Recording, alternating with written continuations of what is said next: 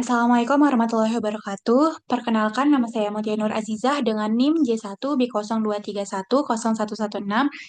Di sini saya akan mempresentasikan eh, tugas evaluasi kesesuaian lahan, yaitu mereview jurnal.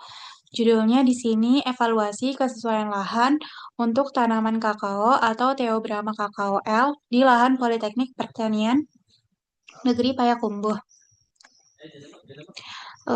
Identitas artikel, judul artikel, evaluasi kesesuaian lahan untuk tanaman kakao atau Theobrama kakao L di lahan Politeknik Pertanian Negeri Payakumbuh yang ditulis oleh Suci Savitri yang berlokasi di Politeknik Pertanian Negeri Payakumbuh, Sumatera Barat. Objek yang dikaji yaitu tanaman kakao. Tujuannya adalah mengevaluasi tingkat kesesuaian lahan berdasarkan karakteristik fisik dan kimia tanah. Ringkasan penelitian dan metode. Tujuan utama penelitian adalah mengevaluasi tingkat kesesuaian lahan berdasarkan karakteristik fisik dan kimia tanah untuk tanaman kakao.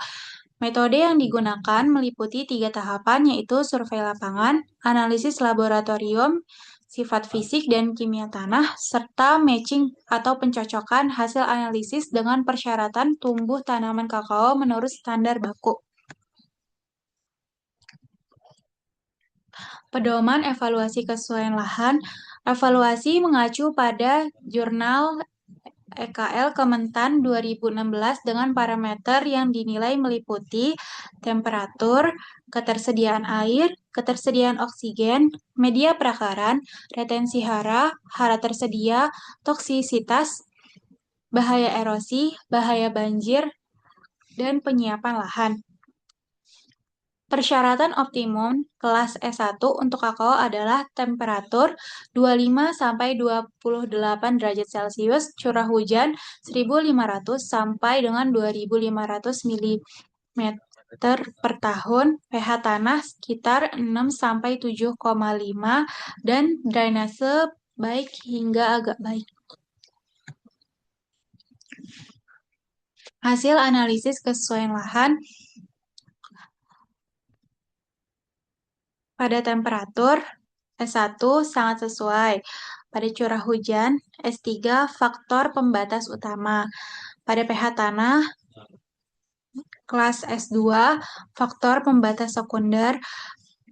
Pada oksigen, perakaran, retensi hara, toksisitas, dan erosi terdapat pada kelas 1 atau sangat sesuai.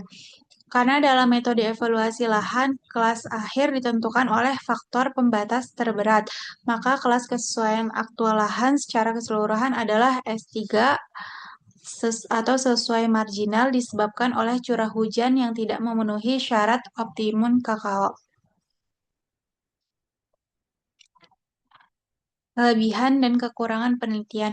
Kelebihannya menggunakan data lapangan dan analisis laboratorium secara langsung, menganalisis hubungan antara karakteristik lahan dengan produktivitas kakao, metode evaluasi sederhana dan mudah dipahami, memberikan informasi dasar yang berguna untuk pengolahan lahan kakao. Kekurangannya, tidak semua parameter dalam juknis EKL Kementan dianalisis secara lengkap. Data unsur hara tersedia NPK tidak dibahas secara rinci. Tidak dilakukan evaluasi kesesuaian potensial setelah dilakukan perbaikan lahan, dan lokasi penelitian hanya satu area sehingga kurang representatif. Kesimpulan dan rekomendasinya. Kesimpulannya adalah lahan Politeknik Pertanian Negeri Payakumbuh secara umum mendukung budidaya kakao dengan mayoritas parameter berada di kelas S1 dan S2. Namun, faktor pembatas utama berupa curah hujan yang rendah menjadikan kelas kesesuaian aktual lahan adalah S3 atau sesuai marginal. Rekomendasi yang dapat diberikan, perlu dilakukan peningkatan manajemen air atau irigasi untuk mengatasi kekurangan curah hujan, serta perbaikan pH tanah agar mendekati kondisi optimal sehingga produktivitas tanaman kakao dapat ditingkatkan. Sekian dari saya, kurang lebihnya mohon maaf. Wassalamualaikum warahmatullahi wabarakatuh.